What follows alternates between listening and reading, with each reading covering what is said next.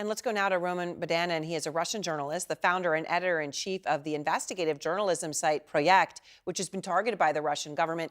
And he left Russia facing the threat of a prison sentence. Roman, I'm glad to talk to you again. And a moment ago, I mentioned the Nobel Peace Prize winning group in Russia, right? One of its leaders taken in for questioning today, released on bail for allegedly discrediting the Russian armed forces. And we've heard about a number of similar arrests recently.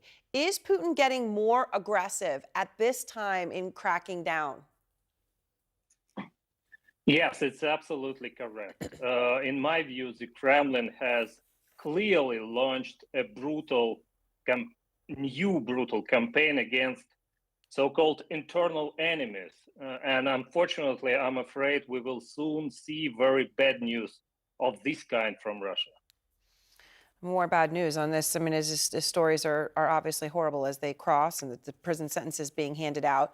I also know, Roman, you've been doing some new reporting on Putin's trip to the Russian-occupied city of Mariupol over the weekend, right, where he was, I mean, just looking at those buildings, that's not what Mariupol looks like, right? They would have had to put some sort of facade on them.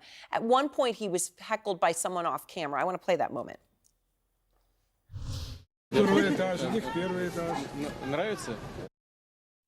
They yell, "This is not true, it's all for show," seemingly surprising to Putin's security detail. And of course, as you know, Roman, there's been some talk that Putin wasn't actually even there, that it was either somewhere else or it was a body double or something like that. This has been coming from, you know, official channels, right, even in Ukraine. And I know you did a lot of digging on it. What did you find? Yeah, we did some geolocation research, and we have established that Putin was indeed driving through Mariupol. And moreover, our colleagues from other Russian media, they also identified some of the people who got on the footage with Putin. And these people really live in Mariupol. So all this in total suggests that the visit to Mariupol, as well as the visit to Crimea and to the military base in Rostov-on-Don, they really took place. But the details matter.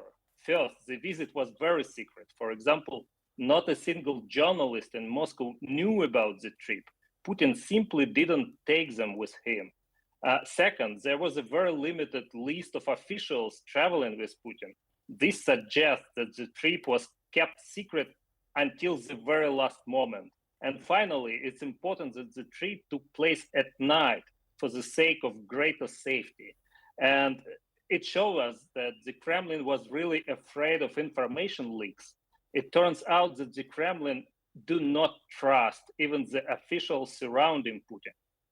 Yeah, I mean, that's pretty incredible that they would think that that could be a threat to him and his safety says so much. Thank you so much, Roman. I'm glad to talk to you again. Thank you.